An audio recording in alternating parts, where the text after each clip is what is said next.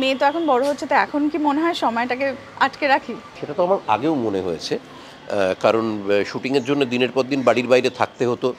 কাজেই যখন বাড়ি থেকে এরকম কখনো ডিসিশন নেওয়ার ব্যাপার এসছে যে ওকে কোনো বোর্ডিংয়ে পাঠালে ভালো হয় কি হয় না, আমার সবসময় মনে হয়েছে যে এমনিতেই এত কম সময় ওকে পাই, তারপরে আরও মানে ওর বেড়ে ওঠাটা দেখতেই পাবো না।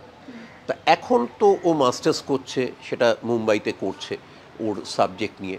কাজেই এর মানে একটা সময়ের পরে তো ডেফিনেটলি ওর একটা আলাদা জীবন তৈরি হবে, কিন্তু তার আগে অবধি মানে সেটা নিয়ে আমি খুব খুশি, এবং আমরা দুজনেই, আমি, আমার কন্যা, আমার গিন্নি, সবাই খুব খুশি যে আমরা ওই একদিন ধরে একসাথে সেই সময়টাকে অনেকটাই পেরেছি আর কি, নিজেদের মধ্যে রাখতে অনেকটা পেরেছি।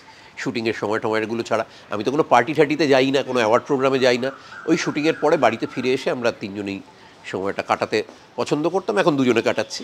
মেয়ে মাঝে মাঝে যখন আসে তখন আমরা সেরকমভাবে। ফলো করুন আনন্দবাজার.com।